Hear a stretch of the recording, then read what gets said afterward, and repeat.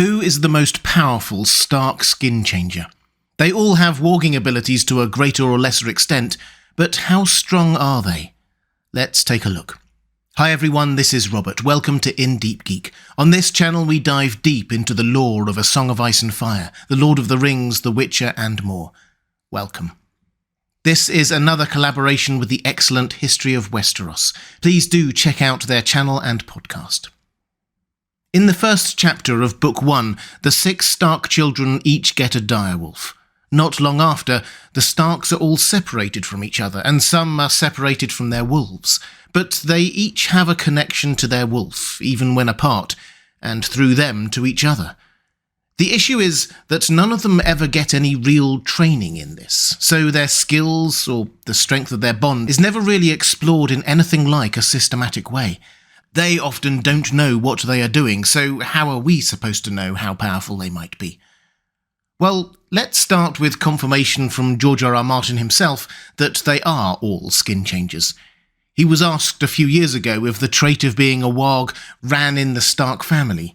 He said this: "I don't think this is necessarily a Stark ability, though all the children have it to one extent or another. They also realise it to one extent or another." You can find several more similar answers to similar questions in the So Spake Martin archives.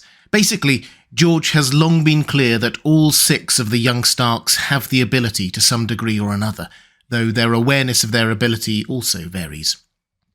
So let's start with Sansa. Her direwolf lady was slain very early in the story, and we saw no direct connection between them, other than an obvious owner-puppy affection before that, which has led some to wonder whether Sansa is a skin changer. She is certainly the least Starkish of the siblings to start with, but given George R.R. Martin's assertion that all of the Starks are skin changers, we should probably say that it's not necessarily the talent that she lacks, rather the opportunity. You need to be close to your bonded animal in order to warg, and she lost that opportunity early. That said, there is plenty of imagery and wordplay that George R.R. Martin gives us, linking her with dogs, the old dog at the fingers, and the hound, Sandor Clegane, and birds. She is called Little Bird, and is linked with the falcons atop the eyrie. I did a short-form video on this over on my other channel, IDG Live, if you're interested. In short, keep an eye on Sansa. She may not have shown much skin-changing talent yet, but there's probably more to come. Next, Rickon. In contrast to Sansa, he has rarely been separated from his wolf, Shaggy Dog, through the whole story. But again, there are questions here. As a boy who begins the series as a 4-year-old, he is limited in his ability to concentrate, let alone comprehend skin changing. Shaggy Dog very much reflects Rickon's emotions. He's unpredictable, wild, and unusually brave.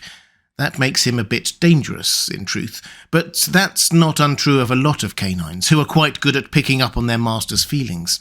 If it weren't for George R.R. Martin's comments, we might not be 100% confident in asserting that he was a skin changer, which isn't to say that Rickon isn't powerful. He, like Bran, sensed his father's death before or as it happened, hundreds, thousands of miles away, and there are other green seer clues there. This doesn't mean he is or isn't a powerful skin changer. It's sometimes difficult to separate the various powers of the old gods into neat categories, but it does mean that, as he is so young, we don't see all that much of him, and we don't have any POV chapter from him, so we can't be sure. Personally, if I had to guess, I'd say he's probably very powerful, but also very young, and not particularly in control of what he's doing. Someone else who doesn't have any POV chapters is Robb, although George R.R. Martin seems to have strongly considered it, and has perhaps mildly regretted not writing any for him. Nevertheless, there's strong evidence that Robb had developed some of his skin-changer talent through Grey Wind while on campaign, if not before. When Robb was threatened by the Great Jon at their first meeting, Grey Wind bit off 2 of Lord Umber's fingers. Robb had merely whispered a quiet word in command.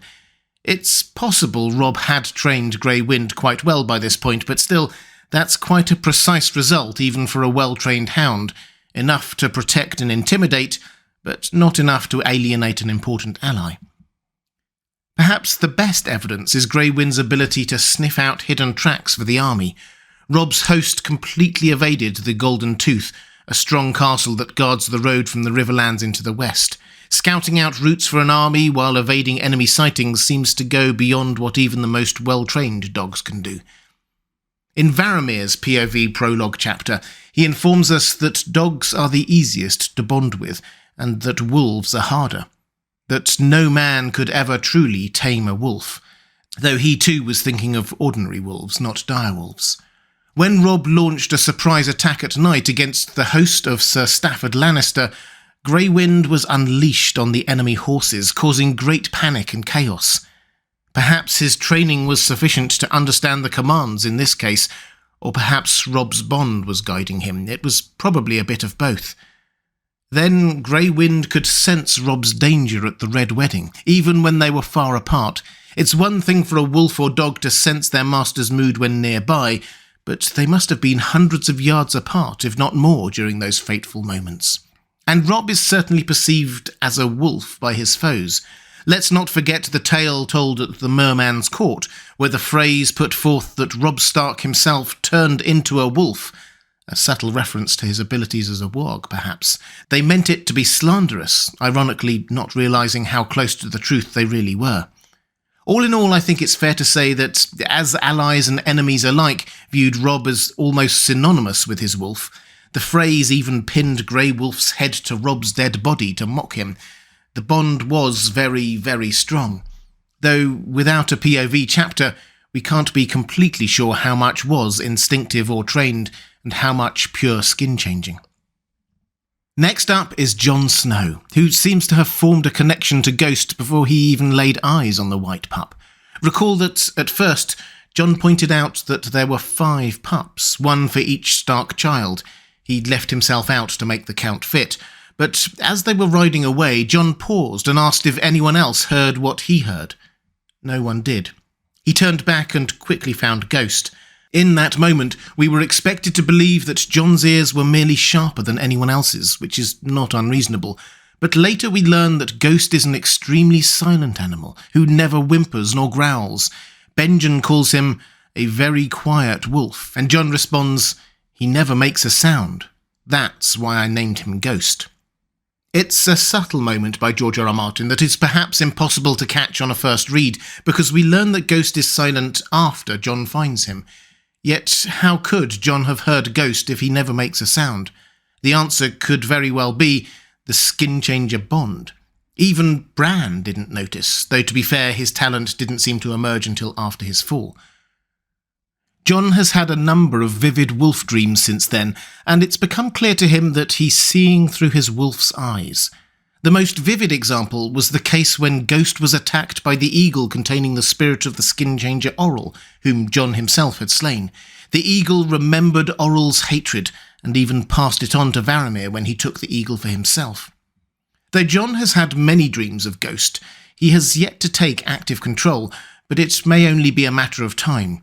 He also once had a wolf dream that was not of Ghost, but of Shaggy Dog hunting prey on Skagos, so via his link to Ghost and Ghost's link to Shaggy Dog.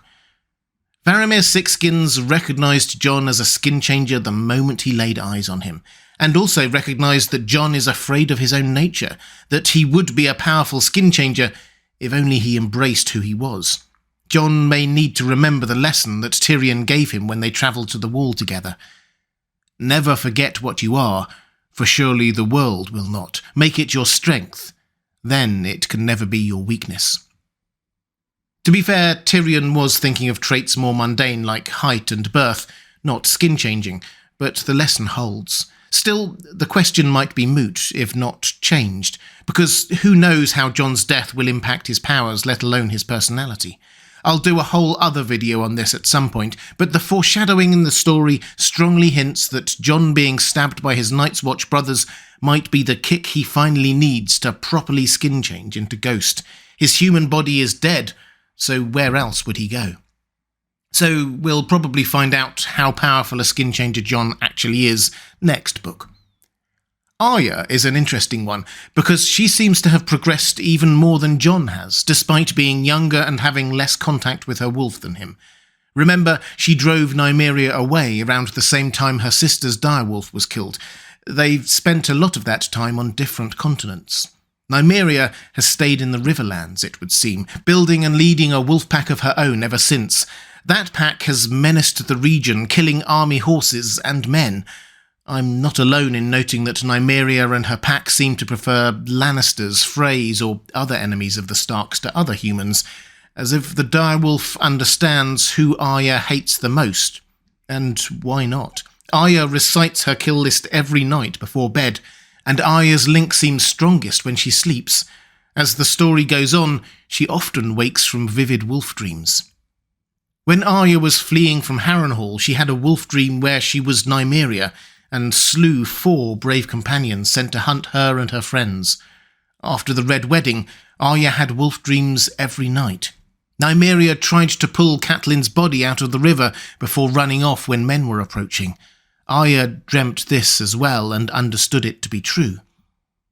It's possible that some of the skills she learns from the Faceless Men will be applicable to skin changing. Focus, discipline, living as someone else. These skills appear to be adjacent at the very least. Consider the conceptual difference of Arya wearing the skin of another person's face and experiencing their memories versus slipping into the skin of an animal. One major difference is the human is dead and the animal is alive, a distinction that, as an aside, might be important in understanding the magic of the others. Are the others skin changing into the dead bodies of humans and animals? Questions like these serve to show how much more we readers and the Starks have to learn, and how much more mystery remains. Arya is another whose powers will surely grow. She is almost certain to return to Westeros at some point, and what might happen when she meets Nymeria again? Will her dreams grow stronger when their proximity to each other increases? Will she use her powers as a skin changer in concert with all else she's learned to cross more names off her list?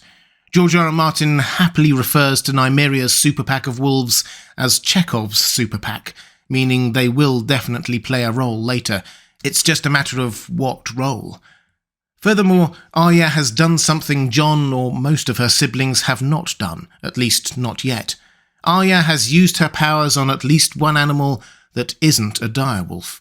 In her final chapter of A Dance with Dragons, she outwits the kindly man and the blindness the Faceless Men have inflicted on her by skin-changing into a cat to see through its eyes.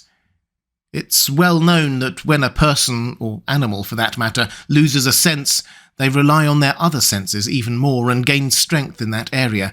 Perhaps Arya's loss of sight, though temporary, helped her develop her skin-changing talent even more. Also, she might be more willing than, say, Jon to accept what she is. Jon has been told he's a skin changer several times. He doesn't like the idea, but it's clear he understands. Arya continues to dream of Nymeria, but her 11-year-old brain hasn't quite grasped what's going on, and perhaps some of her willful stubbornness is in play. Still, she seems more willing than him to embrace what's happening. So given that, the much greater frequency of wolf dreams she seems to have, and the cat example, she is surely one of the more powerful Starks in this regard, ahead of perhaps all the others except Bran. Because yes, Bran does seem the most powerful at the moment, and probably also has the most potential. His wolf dreams are the most vivid of all, and he willingly and easily slips in and out of summer whenever he wants before getting to the cave where his education begins in earnest. That Bran was chosen by Bloodraven, or perhaps the old gods themselves, itself argues for his position as the most powerful Stark. You could perhaps argue that much of what makes Bran so powerful technically falls outside the category of skin changer, but in truth, the two are difficult if not impossible to separate. It seems that you can't be a green seer without being a skin changer too. As Bloodraven says, only one man in 1,000 is born a skin changer, and only one skin changer in 1,000 can be a green seer. And green seers therefore make very powerful skin changers. Jojen clarifies this to Bran. The green seers were wargs as well, as you are, and the greatest of them could wear the skins of any beast that flies or swims or crawls. We see the start of this in Bran, reading that in Bloodraven's cave, Bran ate with Summer and his pack as a wolf. As a raven, he flew with the murder, circling the hill at sunset, watching for foes, feeling the icy touch of the air. As Hodor, he explored the caves. Bloodraven also tells Bran that once he's learned, he will be able to wear the skin of more than one at a time. And this is a crucial point because unlike his siblings, Bran is now being taught how to use his powers, rather than just stumbling into them while asleep or whatever. And Bran isn't just being taught how to use his powers, he is being directly trained by those who have mastered these talents over countless eons. He is learning from the Greenseers, with Bloodraven as their voice, and the Singers as well. And there's no indication that they have any moral concerns on how he uses his powers. Which brings us to a question in that very light. We have seen Bran do something that only the most powerful Skinchangers can do: take control of another human. Hodor's mind seems to be easier to take control of than other humans, but Bran learned to do that on his own as well. He was using Hodor's body south of the wall, even. In the cave, he does it regularly. As his powers grow, he might achieve the capability to control stronger-willed individuals as well. This is a power so terrifying that Varamir's master Hagon considered it the worst abomination of all. And when Varamir, a powerful Skinchanger, tried doing it himself, he failed, with horrible consequences for the intended victim, Thistle, who bit her own tongue out while he struggled to take control. Bran is set to push the boundaries of what is possible. He is not just the most powerful Stark Skinchanger, but one of the most powerful beings in the whole world. But all this time, we've been considering each Stark on their own merits. Fair, perhaps, given they're mostly a part in the story, but as we noted earlier, their direwolf bond is not just with their individual wolf, but between all the wolves. All the direwolves seem very aware of each other, and through them the Starks. They all knew that Lady had died, for example. They are apart at the moment, but they are undoubtedly a pack at heart. Which of course reminds us of Lord Eddard's famous quote: "When the snows fall and the white winds blow, the lone wolf dies, but the pack survives." The story does indeed seem headed towards a reunion of the Stark wolf pack, particularly given their sense of each other. For the Starks, they would then be in a position to share what they have experienced and learned as Skinchangers, perhaps even teaching each other how to use their abilities, helping each other understand what they're capable of. Other than Rickon, Bran and Arya are the youngest and the most powerful. That could make for some irony and perhaps some amusement as the younger Starks instruct their elders on how to use their powers. Bran even considers this idea at one point early on, when wishing Robb were with him. I bet that he could learn to fly too, him and Arya and Sansa, even baby Rickon and Jon Snow. We could all be ravens and live in Maester Luwin's rookery. That was just a silly dream, though. The notion of a truly happy ending is indeed a bit far-fetched. Robb and Maester Luwin are dead, plus Grey Wind and Lady, and Jon, of course, for now at least. And quite a few fans have bleak expectations for Rickon and Shaggy Dog. But the notion of Bran teaching his remaining siblings how to better use their powers, that doesn't seem unlikely at all. Those powers could be quite formidable when fully realised and deployed. If the Starks ever managed to work together in this regard, they could be extremely effective. But they will have to deal with the mistrust and prejudice that comes from using the old powers, not just from other Northerners, but allies from further afield too. None of the Starks have reached their potential. We have yet to see even half of what they can do, and perhaps that will only be realised when the pack is once more together. What do you think? Would you rate one of the other Starks more highly than Bran? Let me know in the comments below. If you'd like to see more videos like this diving into A Song of Ice and Fire, there's a link on the left of your screen now. Or to support this channel, thank you. There's a link to my Patreon page on the right of your screen now. That's all for this time. Thanks for watching. I'll see you again soon.